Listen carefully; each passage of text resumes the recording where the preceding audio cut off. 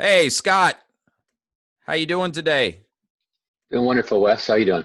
I'm doing fantastic. Thank you for dropping into the Path to Freedom podcast with me. I really appreciate it. I'm excited. Yeah, great to be here.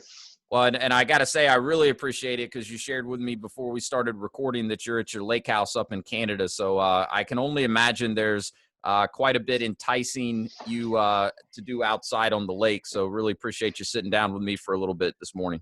Yeah, happy to do it. So look, for the audience listening in that may not be familiar with you and your story, I've gotten to know you just a little bit, over the past couple of weeks, but have, worked with one of your companies for a while now. But after learning a little bit more about your story, I mean, it's a fascinating entrepreneurial journey that you've kind of been on and continue on. So maybe share a little bit with the audience about, how you got into being an entrepreneur and kind of what that's led you to up to this point. Yeah, I'd love to share that with you. So, be at the lake house. It's kind of interesting because it's kind of where my roots are at. I've been here on this lake, vacationing and creating traditions with my family since I was 4. I'm looking out my window here at my cabin. I can see the beach that I waddled down to and played at as a very young lad. And part of my growing up, our family of 7 kids, we spent a lot of times in the outdoors, and one of our passions was fishing. And Hmm. so, growing up, I was on the water between a month and 2 months of the year, doing some kind of fishing with my dad and siblings. Created a lot of great memories and great relationships, spending time together. Well, as I became a young man, like any young man, you need to start making money for yourself. And my dad gave me that privilege to, make take on responsibilities and take on jobs to buy my own stuff. And age 11, 12, delivering flyers, running uh, little paper routes Yeah. to find ways to make things meet. Well, when I was 15, I took a job at McDonald's to do, just working at one of the tills, and that was my introduction to franchising. Okay. I very much remember, the uniform, the training videos you had to go through. It was very Yep. systematized, understanding how that business worked at a young age. And while I was there, my father said to me, "Listen, and he's an entrepreneur. He said, listen, we love fishing together. I've found these really cool fishing baits that you can buy for. We hunt for something called muskie. It's the largest of all Hmm. the freshwater fish Okay. predators, and very difficult to find. They're the fish of 1,000 casts is how they've been dubbed. Okay. And so he said, "Listen, I've got these amazing fishing baits I found in the States, the M&G and Stidham lures, and they don't have any distribution in Canada. Uh, Listen, I'll give you an office at my place. I'll give you access to a telephone. Here's a set of yellow pages. Um, let's go ahead and sell these fishing lures from the States. We'll bring them up to Canada and sell them to all the different fishing stores that we know. Okay. This place, Winnipeg, where I grew up." And that was really where it all began, because I realized at that point that with a little bit of hustle, you could start to make a living as a young man selling fishing tackle. And not just that, but uh, Canada is kind of like the forgotten market for most companies in the United States. Yeah. They're so focused on what's happening down there that they're willing to give me exclusive distributor rights to their fishing tackle lines in Canada. Yeah.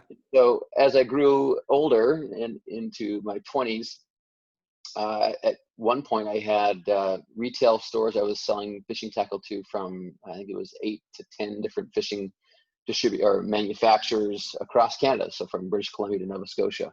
Wow. And so at a very young age, I learned that you could work hard and hustle and make it happen. And I fast forward from there to the 5-star painting story.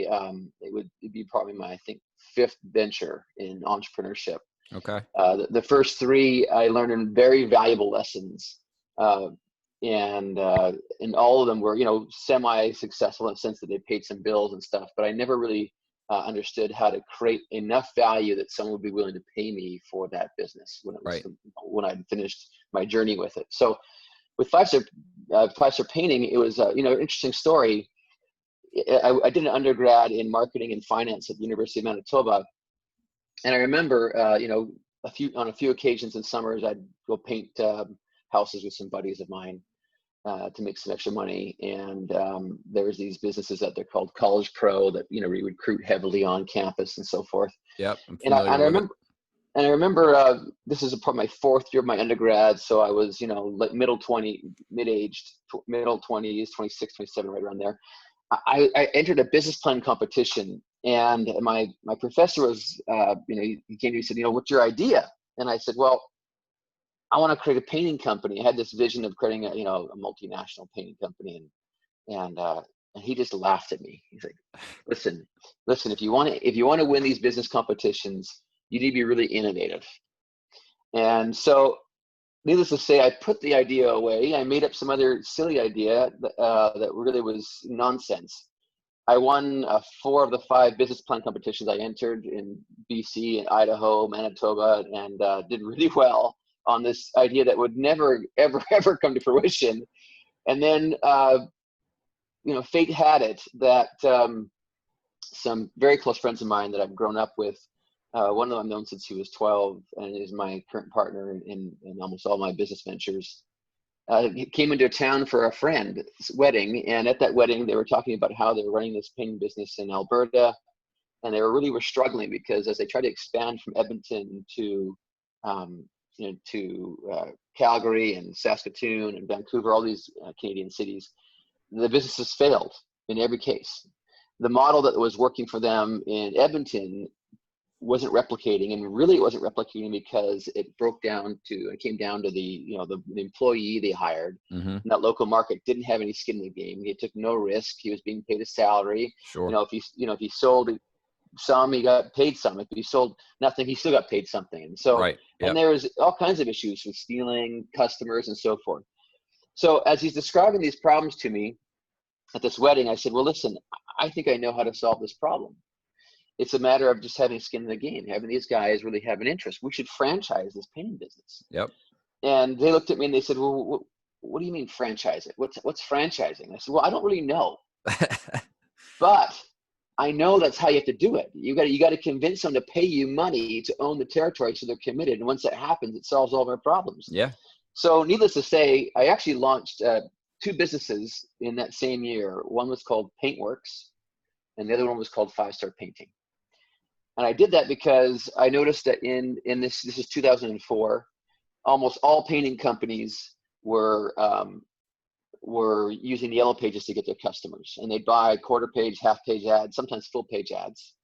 And this would cost, like in a market of Winnipeg, it would cost about $10,000 a month for a full-page ad. It was $4,000 for a half-page ad. Wow. $3,000 for a quarter-page ad a month. A lot of money. And I thought, well, what I'm going to do is I'm going to create 2 companies. I created a website for both of them. They were identical websites, just the colors were different and logos were different. And then I put tracking phone numbers on both of them. And then I created an ad for Paintworks that was very much like my main competitor, the number 1 competitor in painting in the franchising industry. Okay. And then I took another ad and I modeled it after what we thought worked, which we led with price. We told people they could get their house painted for $99 a room. And that evolved over time. The prices changed over time, but we would Sure. just tell them up front, call now, get this great special. And for a 12 by 12 room with 8-foot ceilings, we can get your room painted for $99. Well, as you'd expect, the ad with the leading with price was different. No one else was doing it.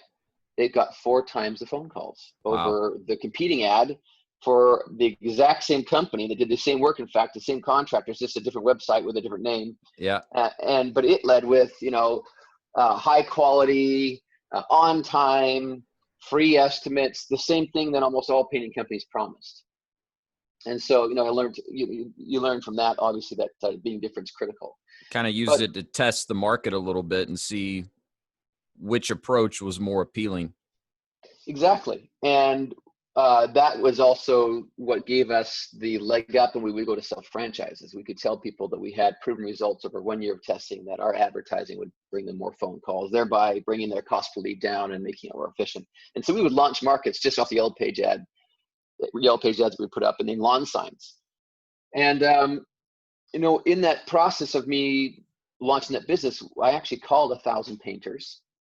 And in calling 1,000 painters on all their Yellow Page ads across North America, I found that there was something that was very common among all of them. Even though they were spending $5,000 to $10,000 a month on Yellow Page ads, only 20% of them answered their phones. So I know I'm a smart enough guy to know that if I just got that right, Yeah. I was already different by leading with price. Now, if I actually answered the phone and all these calls coming in, You're what ahead would of the happen? game. Oh, way ahead. And so that really was the genesis for Pronexus. Okay. It was creating a superior customer experience. And I'll talk more about Pronexus in a little bit, but let me just kind of finish the 5-star painting story. Sure. So from there, I put up a yellow lawn signs in the different markets we're in, and this is 2004, going to 2005. I decided to do my MBA as an executive, meaning I could start my business at the same time as complete an MBA, and I moved to Utah.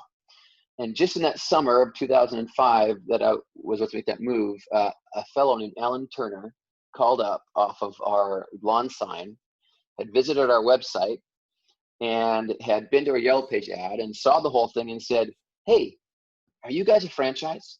Mm. And I'd been spending time with our co-founder developing all the legal work so that we could be a franchise. Right. Now, in Canada, franchising was different at the time. There wasn't registration provinces that we were called up there. And so we could sell a franchise in Manitoba as long as we had the correct franchise agreements. Okay. And so we had it just completed. Alan paid the franchise fee, the same price that people had paid up until the day I sold the business. Alan paid that for that very first location. So he was franchisee number one? He was franchisee number one. The first one to pay, I should say. We had locations that were corporate owned, but right. The first one to buy a franchise. He was 6'3", black belt in Kung Fu, nicest man, still a good friend. And he helped us launch. And so he grew his business in Winnipeg, Manitoba. I moved down to Utah, opened up in Utah. We had one of the founders moved down to Vegas, opened up in Vegas. And so it kind of grew from there.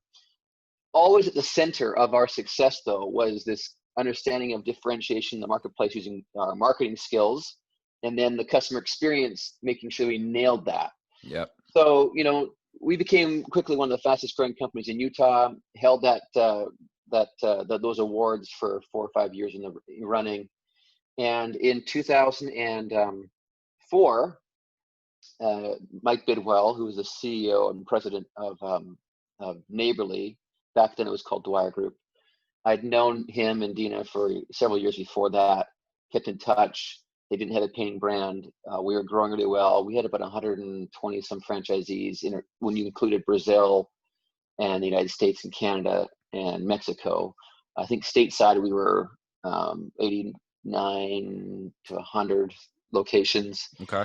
And we were growing really, really well. We were quite profitable, and so they bought the business. Now, part of that, which is really interesting, is when they bought the business, they looked at it, and it was, and I said to them at the time, I've not lost my passion or vision for what 5-star painting can become. I've got no interest in selling it all for cash.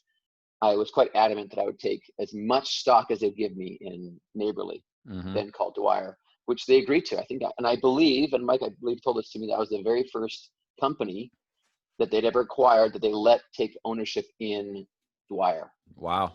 And so the company is amazingly run. They have an amazing management team. They know what they're doing.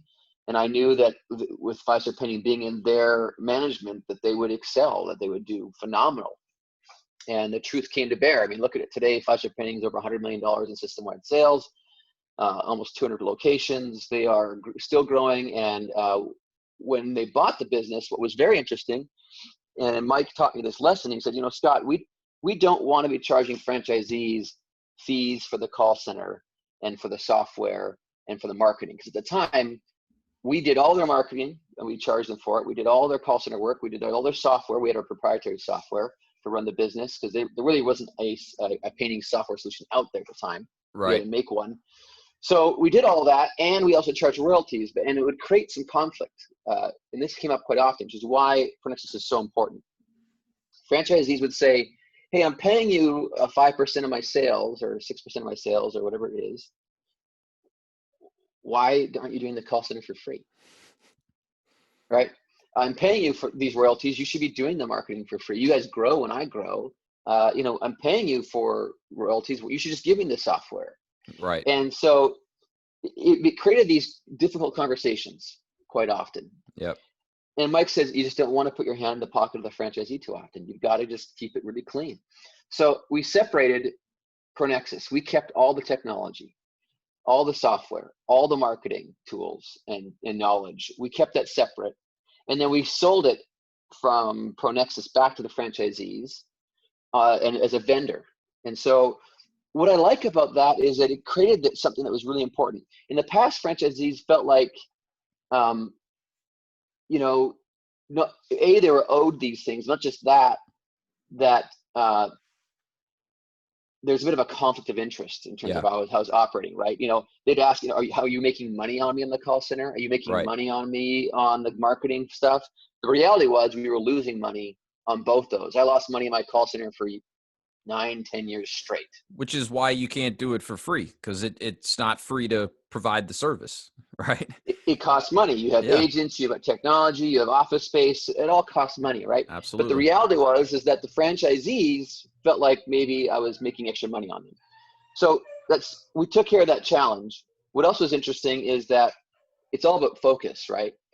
When you are totally focused on something, whatever it is that you're focused on will do way better than if you're not focused on it.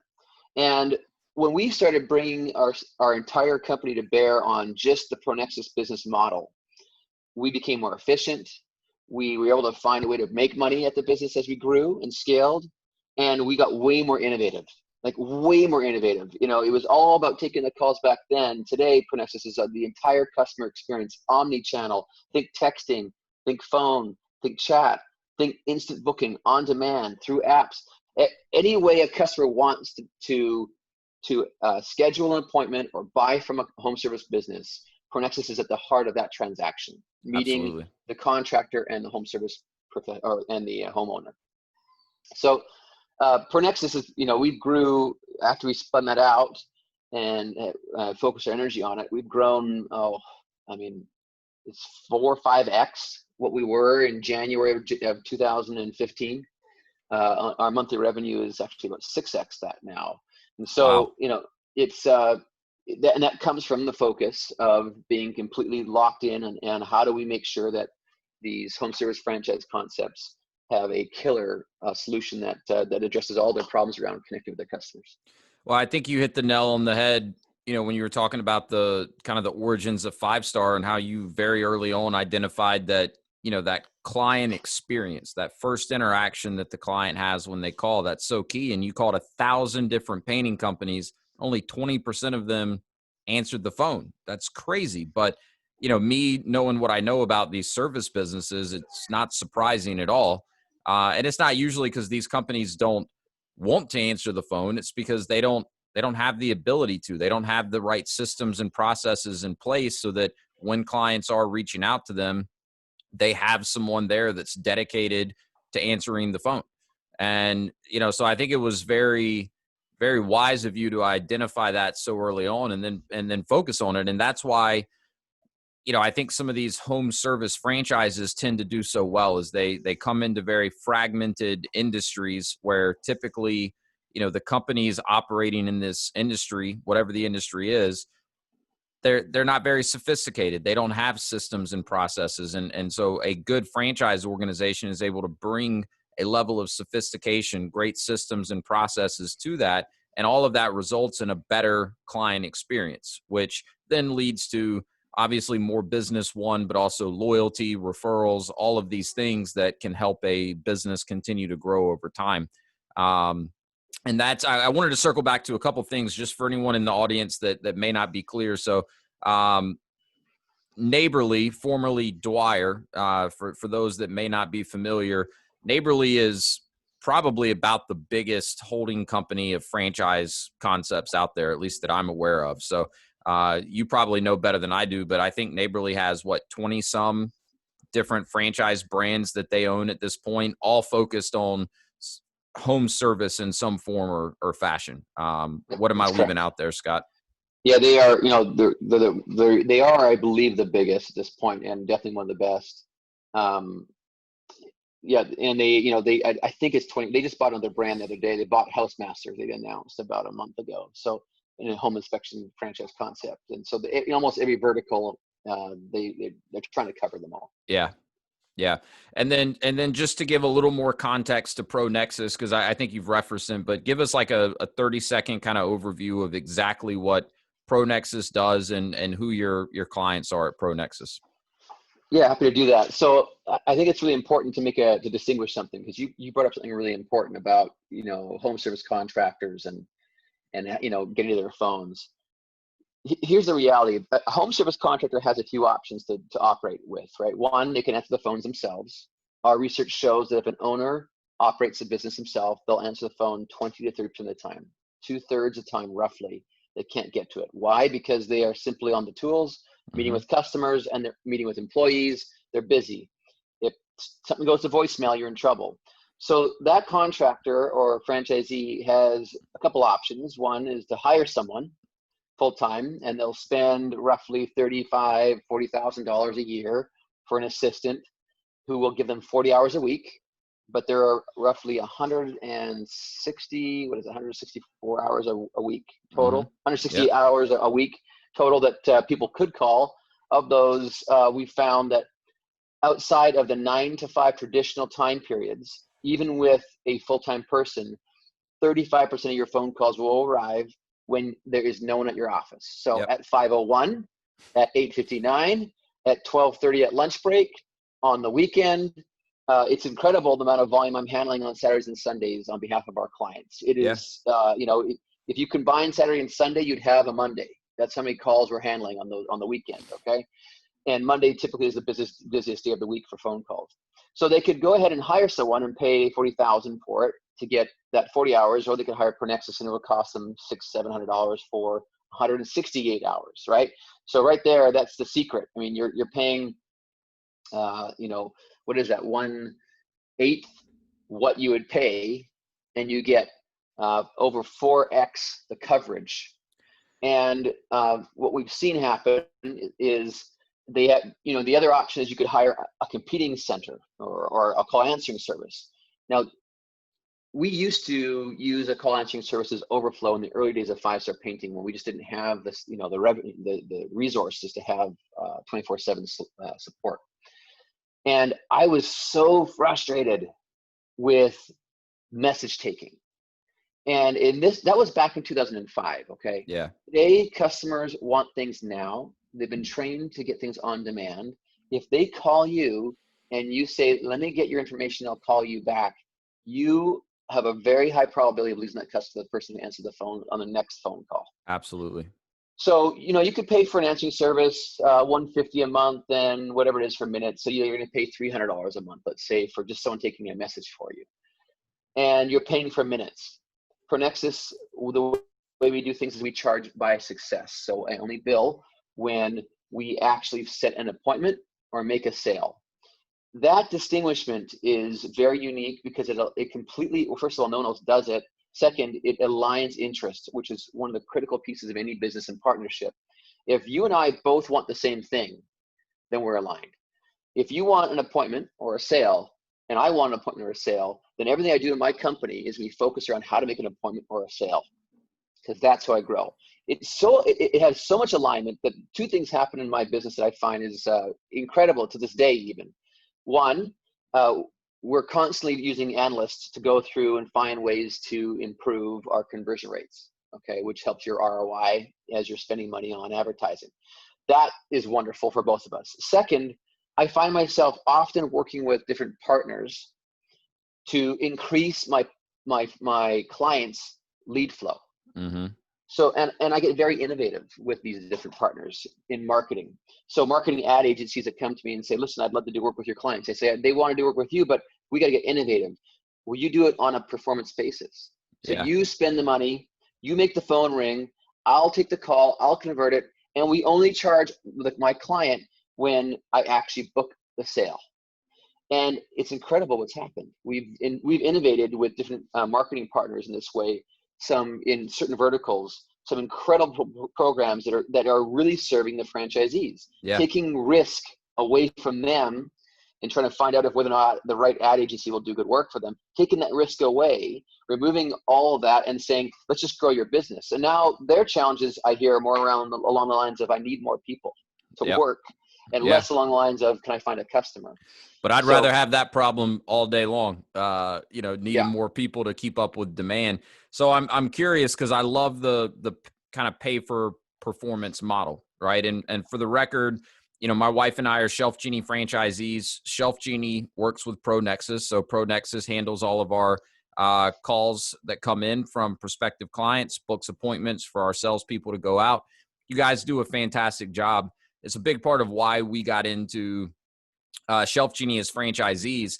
I was fortunate early in my career in franchising. I worked for a home service franchise company. I worked in their corporate office or home office where they didn't have a call center of any sorts. They didn't have it internally. They didn't have one that they outsourced to. Very similar to what we do at Shelf Genie, which is outbound marketing, results in inbound leads. Goal is schedule a free in-home consultation. Well, to your point, 2/3 of the time, at least, the franchisees weren't even getting the phone answered when someone reached out. Most of them, when they started out to try to keep their overhead costs lower, franchise owner had all of the inbound leads routed to their cell phone, right? Mm-hmm. So to your point, they're in meeting with a potential client, they're meeting with a team member, they're doing something, they're missing calls when they're coming in. So then a lot of them would evolve to the point where they could afford to hire a full-time person. Usually it was an office manager, and one of their responsibilities was to answer the phone. It wasn't their sole responsibility, though. So to your point you made earlier, they didn't have coverage, kind of around the clock throughout the week. But in addition to that, if that one person's on the phone and another call comes in, well, the other call is not getting answered.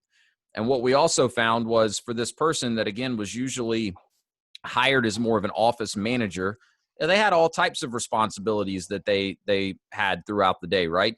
The phone ringing became a disruption in this list of other things that they felt like they needed to get done throughout the day. So, the client or the prospective client wasn't getting a great experience even when they did answer the phone.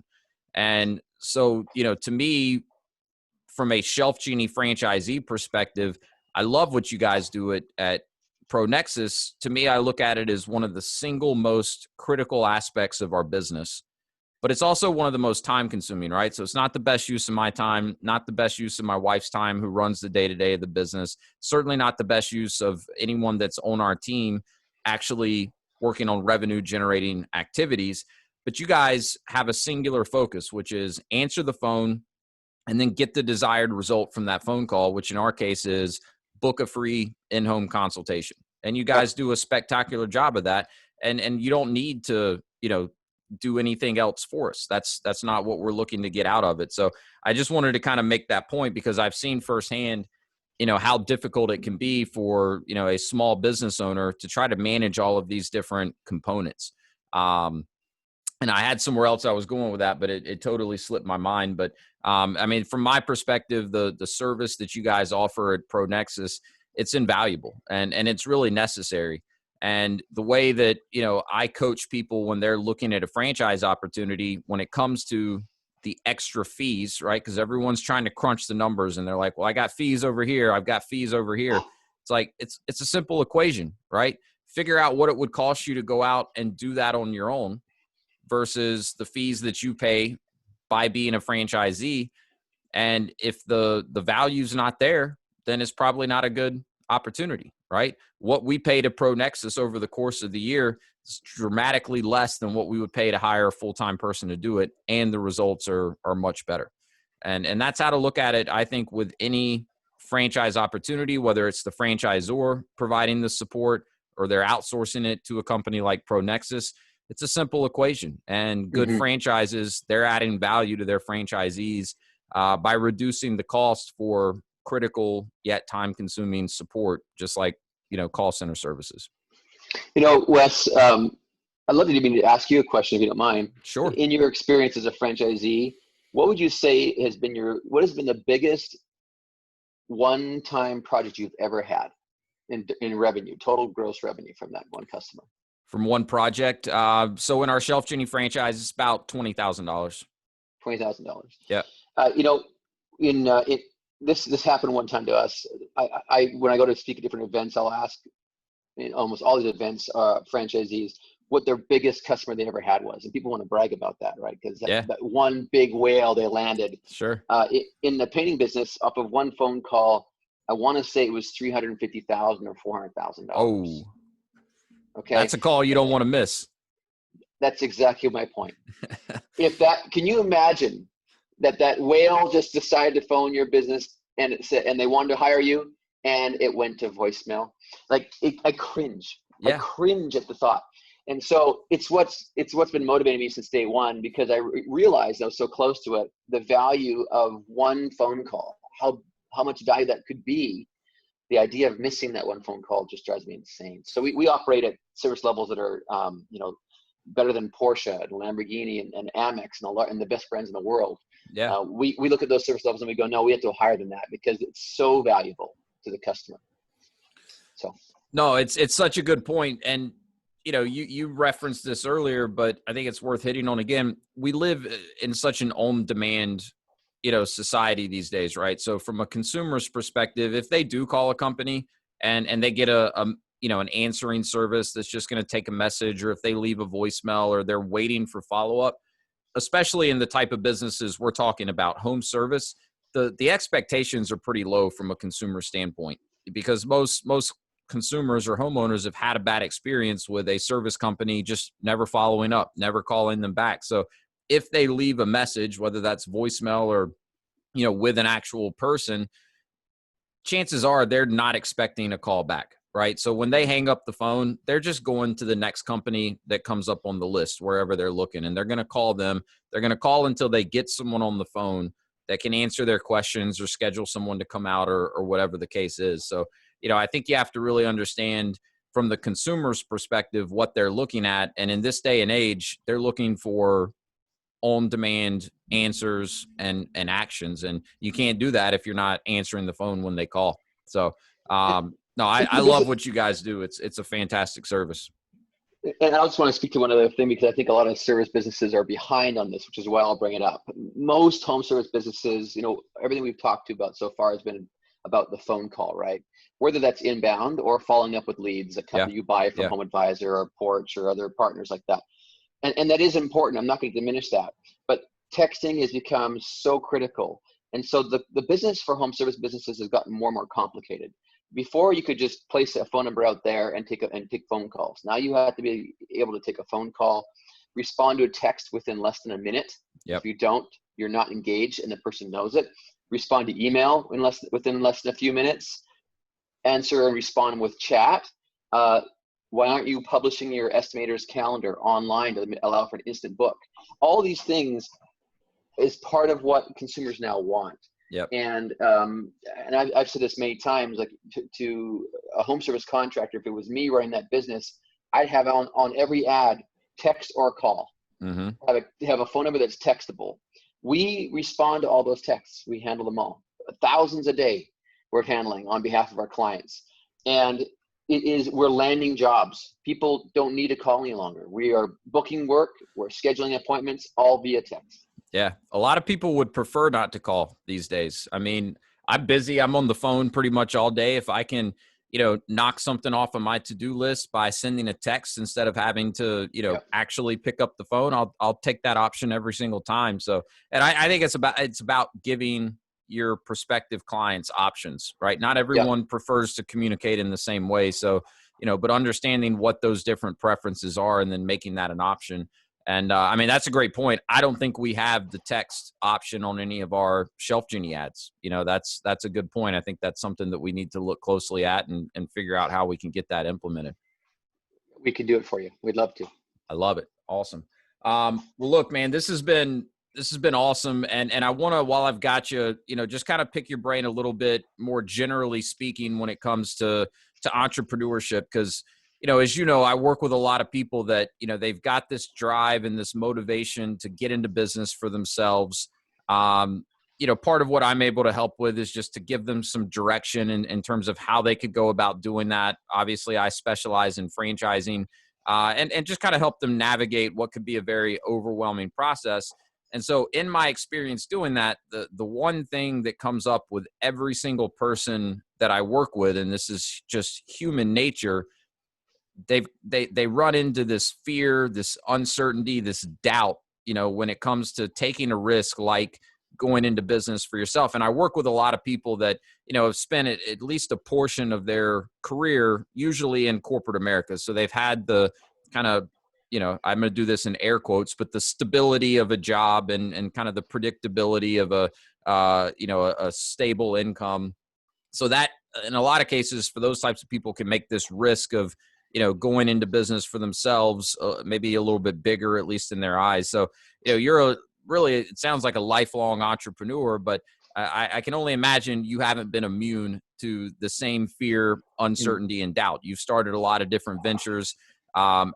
What advice would you give to someone listening in that, they're right there on the cusp of kind of making that leap into entrepreneurship, but it's that fear, uncertainty, and doubt that's holding them back a little bit? How have you been able to push through that in your career? Yeah, great question. And maybe I should just point this out that, while I have been an entrepreneur since quite young, in between a business venture that didn't work out and Five-Star Painting, I worked in an accounting firm. Okay. And so I was there for about 2 years, a year and a half actually. And first of all, I found out that I was incredibly unhappy. Yeah. While I did enjoy the challenge of the new business environment and I loved the people I was working with, I wasn't building something that I was in love with. Yep. And so, for me, I'm a very passionate individual. I believe you should follow your passions. It's where you find happiness. And so it wasn't very long until, I think within 6 months of starting that job, I began formulating Five-Star Painting and getting to work on that. Yeah. But when I look at my wife loved the stability of the paycheck. Sure. Who wouldn't love that, right? No doubt. No doubt. No. But when you look at that, we think it's no risk. I actually am. I don't think that's true at all. I believe if you're working for someone, we'll call them the man or the woman. Yeah. When you're doing that, you are simply giving up control of your future and even your employment. Look what just happened with COVID and the unemployment rates and how many people lost their jobs. Yeah. It's everywhere. We're fooling ourselves if we're thinking that by working for someone, you're somehow safer. Yeah. Okay. So Warren Buffett has brought it up. You need to invest in yourself. You're the one thing that you should be investing in all the time, because you're going to stick around. It's you. You can't go anywhere. You can't be separated from yourself. 100%. So you need to be investing in yourself and betting on yourself. And is there anyone you should have more confidence in than yourself? Yeah. Right. So, the fear, the uncertainty, the doubts that creep in my mind, that happens. And I've had those happen on many occasions with different ventures or different things I was doing. Creating habits and doing things that help build confidence that spill over into business decisions. So, as an example, you should have a good workout regimen. You should be getting fit. You should be running. You should be doing things that keep yourself strong mentally. Yep. I, as part of my daily and weekly regiment, for example, this morning I woke up and I do breath holds. I do breathing exercises first thing in the morning. It gives me about 10 to 15 minutes of meditation time. Yep. And it makes me do something hard every morning. I can now hold my breath to almost 5 minutes. Wow, really? Yes. And by doing that, I am allowing myself to meditate, clear my mind, and also do something difficult. I do cold showers. That's it. I love it. Every morning. I've done a podcast episode just about why you should do cold showers. I started it a couple years ago and I haven't missed a day. It's hard at first, right? And especially in Utah when it's really cold outside and you turn that water on, it's first thing in the morning. I still cringe with the idea of getting into that 40-degree temperature water. Yeah. When I came here to my lake house, the ice had just come off, and it was I had my 2 boys with me. We had a quarantine at the cabin for 15 days because up here in Canada that was required. Uh-huh. And so we arrived on May 1st. Ice came off the day before. Water temperature was 34 degrees Fahrenheit. Very cold. I said to the boys, and I got my drone out and cell phone and GoPro, and we videotaped the whole thing. I said, we're going to do a polar bear plunge.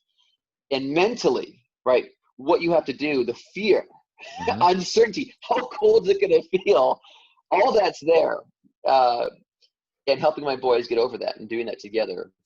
And we did it like 9 times. Jumping Really? in, went to the sauna, went in again. And in doing that, it's like anything, that stuff spills over into your business decisions. It does. Because there are difficult decisions you have to make in business, difficult things you have to do every day. And you need to have the mental fortitude to simply quiet that self-talk that is negative or is creating doubt, and take control of your mind and do things that you need to do.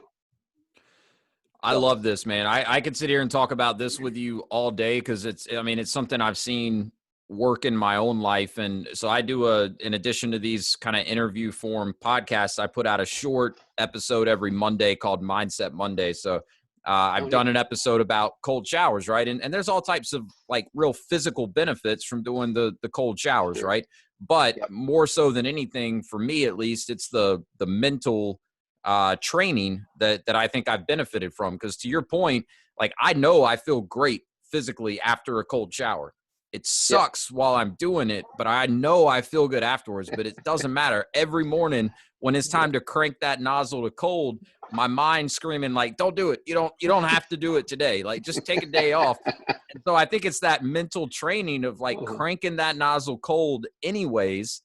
And it spills over into everything else that you do, whether you realize it or not. It's like working out. You're training that muscle of getting uncomfortable, even though you don't want to.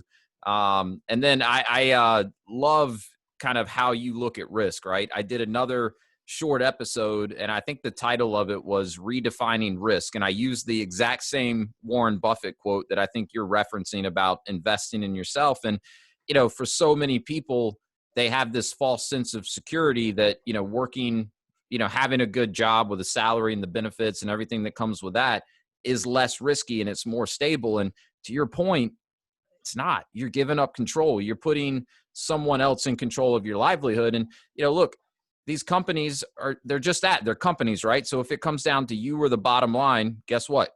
They choose the bottom line every time, right? It's not personal. It's what they have to do as a company. And COVID's a perfect example. So many people that I'm sure were very good at their jobs, probably even top performers, they lost their jobs due to something that's completely outside of their control, something like a pandemic. And so it just goes back to show that you don't really have hardly any control as an employee working for someone else. Is it risky to start a business? Sure it is. But in my opinion, if you have confidence in yourself, it's a lot less risky than giving up all that control to someone else. I mean, COVID had impacts on our businesses, but I'll tell you one thing that never happened. My wife and I never sat down at dinner one night and said, hey, you think we should lay ourselves off? Maybe that's what we should do.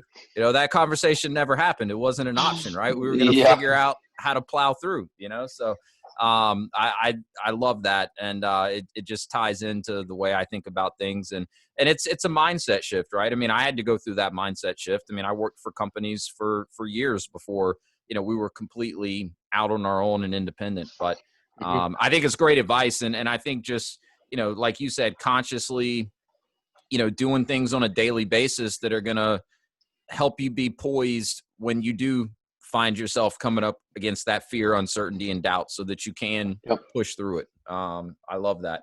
And that'll kind of tie into, so I do a lightning round of questions. It's 4 questions that I ask every single guest that comes on. So one of those questions will tie in, I think, to some of what you were talking about here in just a minute. But before we do that, I got to ask you, so the breathing exercises you do, are you a Wim Hof follower? That's a great question. So I read the book, What Doesn't Kill Us, by Scott Carney. And he obviously follows Wim Hof in that entire program. It's what got me into doing the breathing exercises, doing the cold showers, and and stuff like that. I don't really follow Wim Hof. I don't like watch. I watch some of his videos just to learn how to do this stuff. Yeah. But I do believe in general in what he's talking about, right? Yeah. Which is this idea of having, putting yourself into uncomfortable situations intentionally, Yeah. so that when you are in uncomfortable situations, through no fault of your own, you are comfortable. Yep. So. Yeah. Cool. I got to do more of the breathing exercises. I've done some of it, and I'll do it like before I turn my shower cold. I'll do like Yeah. the kind of shorter breathing exercises, but I'd be in trouble if I had to hold my breath for 5 minutes. I'll tell you that. Yeah, it's not something it's something you work up to. You don't do it the Sure. first try. Yeah, that's for no sure. doubt. No doubt. That's cool. All right. So we'll hit the lightning round real quick, and then I'll let you go. You've been very generous with your time, and I really appreciate it. First question for the lightning round is simply, what is the best piece of advice you've ever received? And that can be in business or, in your personal life as well. Yeah, I mean, I invest in yourself. I mean, you need to take care of yourself, self-care, right? And I've heard that in more words or less words from many people I really respect for years. And Yeah. so you have to be right with yourself first, get that straightened out, and then you can kind of change the world. No doubt. It's great advice. And I love asking the same questions to everyone that comes on the podcast, because for me, I get to kind of pick up on these themes of very successful entrepreneurs. And that's certainly, I think just about everyone that's come on the podcast in some form or fashion has talked about the importance of taking care of yourself, both physically and mentally, if you're going to, accomplish big things in your life. All right. So this is the one that might tie into the breathing exercises. So you've hit on some of this already, but do you have a morning routine, something that you try to do every single morning to prime yourself for a successful day? And if so, do you mind sharing that with us? Yeah, I mean, I'll go into two different routines. I've already spoken about one of them, but yeah, every morning I wake up. I'm Christian, so for me, meditation is the equivalent of also praying. Mm-hmm. But I do my breath holds while lying in bed. I wake up. The first thing I do is I start to go through my breath holds. Okay. It lasts about 15 minutes. I do 5 minutes of gratitude. Mm-hmm. In my meditation or prayers. I spend 5 minutes only thanking for the things I have. That's it. And that helps me change my mindset around abundance and how wonderful this world is and my life is. And that has helped me be a more positive individual. But in business, once I get past that and the shower and everything else and get to the office, it's what are the three most important things I have to do today. I still, I've tried it in different versions using my iPad or my cell phone or digital devices or computers, but I have a good old pad of paper right here. And on this pad of paper, I write down the first three things I have to get done today that are the most important things. And that stays there. I don't stop working until those three things are done. I have lots of other things I have to work on, obviously, that I still get to do, but there's three things that are really important. Yeah. I love that. That actually came up on, I think it was the last podcast I did. Same thing, which is, what are the three things that if I do these three things today, I could call it a day and it would still be a successful day. And I asked the specific question, how do you do that? And it was pen and paper. And I think there's something to the action of actually writing it out that just makes it sink in and resonate a little bit more. I love the gratitude piece as well. You should check it out if you're not familiar with it. It's called the 5-minute journal. That's what I use every day. And it's templated out, right? But every morning you write down three things you're grateful for, kind of your three most important things that you want to happen that day or you want to make happen that day, an affirmation. And then you use it in the evening as well to write three amazing things that happened that day and something you could have done to make it a better day. But for me, it's been great because it kind of keeps me in that routine of gratitude every single morning. It's part of my my morning routine as well. So thanks for sharing that with us. What book are you reading right now? So it's right here. I actually don't normally read books. I read the Kindle. Yeah. But this is the book called by Andrew Grove, Only the Paranoid Survive. Okay. Kind of interesting title. It's a story of it's the story of Intel and how they went through some serious crisis, and how Andrew navigated that as a CEO and dealing with what he thought was a very minor thing that completely blew up in his face. Wow. And okay. It's really interesting because I believe I'm not going to say I'm paranoid, and obviously the title isn't advocating that we should be paranoid. Right. But I do believe that you need to be, have a very heightened awareness of risks that can be present in a business, and to be very decisive around when things happen and go wrong. And a great example of this has been what we just all experienced with COVID in March, Mm-hmm. right? And I've learned in business that you need to be very decisive around problems. It's important to be optimistic. We'll make it. But if you're not decisive and doing things that can make you set yourself up for success, you can be met with failure. And so this book goes into that, and I really enjoyed some of the ideas around just making sure that you're looking at risks and what the possibilities of those risks are and those threats, and then dealing with them and addressing them. And if it's a hard thing, you're mentally strong to handle that stuff, and make sure you can help lead the company forward. Well, I'll have to add that to the list. It sounds like something that would be right up my alley. And I love learning concepts like that through real life examples and stories, told by other people that have lived through or gone through similar experiences. So that sounds very interesting. Last and final question, and then I promise I will let you go. What is your definition of freedom, and are you living it? I don't think I've ever really thought this through as much or been intentional about it as I probably should. But I will say that for me it's the freedom to do whatever you want to do. You may not choose to do it, right? I choose to work every day. I don't have to work every day. I choose to. Why? Because I love what I do and I'm passionate about it. I have the freedom financially and through this great country I live in to do whatever it is I want, as long as I'm not hurting anyone. Yeah. And so for me, it's that ability. And it's funny how, at least in my experience, when I was younger, I was always about having financial freedom so that I could do whatever I wanted to do and not have to work if I didn't want to work. And then I got to that financial freedom, and I realized, but I actually love working and I love doing what I'm doing. So actually, I've been living a very similar life for the last 15 years. It hasn't changed very much, other than I spend more time now with my family than I used to. Yeah. I still follow things I'm very passionate about, and I absolutely love it. So, quick follow-up question to that, because I have to. Would you say that you were able to get to the point of having that financial freedom because you got into a business that you were passionate about, and that's why you had that level of success? For me personally, look, I ran a painting company. Right. Okay. I'm running a call center. Right. Not the sexiest businesses in the world. Do these sound sexy to you? No. No, they kind of like custom pull-out shelving. Yeah. I used to sell fishing tackle. Yeah. Okay. I do real estate. I mean, these aren't sexy businesses. But what I'm passionate about is creating value for people. I love creating value for people and whatever it is I'm doing, whether it is giving someone a home that is a wonderful home to live in real estate, or an office space, or painting their house, or answering their phones, or providing software. It doesn't matter what it is. I love creating value in all those different things. And so younger version of myself, I didn't have the financial freedom to just stop working and do whatever I wanted. But, where I am today, I can tell you I am more happier today than I was 15 years ago.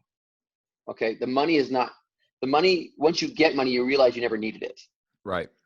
Okay. You need it to survive. I'm not going to diminish the fact you have to have a roof over your head and food and the basic needs, but you can get that by just trading your time for money at any job, and then follow your passion doing whatever it is you want. But for me, realizing that do what you love to do and put your heart and soul into something and build something and create something, and wherever that is. And franchising allows people to do that and de-risks so much of that process of uncertainty that exists around, if you want to start a painting company, it's like life's a big gigantic puzzle. Okay. And you got to unlock the code, and franchising goes and unlocks most of the code for you. Yep. Gives you a puzzle 80% solved and says, now you do the 20% to get you the rest of the way. And so that's why franchising is so amazing, and then gives people that vehicle to achieve financial freedom, which is Yep. what everyone wants to have, but in doing it in a way that they can de-risk the whole process for a small amount of money. It's very well put. It's very well put. I mean, it doesn't mean you don't have to put in the work. That's the 20% that you were just talking about. That's actually putting in the work as the franchise owner, but the system, the processes, the support, that's all in place. And as a franchisee, you benefit from all the mistakes the franchisor and the franchisees before you have made. So you eliminate a lot of the trial and error that you would typically have in, more of a startup type business environment. So, Absolutely. Scott, man, this has been complete gold. I can tell you one thing for certain. You've created a ton of value for anyone that's going to listen to this podcast. I've thoroughly enjoyed getting to know you a little bit. I hope that I can continue to get to know you better. And, thanks for everything that you do with your company at ProNexus. I know it's helped our businesses out in a huge way. So I appreciate you. And thanks so much for dropping in on the Path to Freedom podcast with me. Thanks for having me.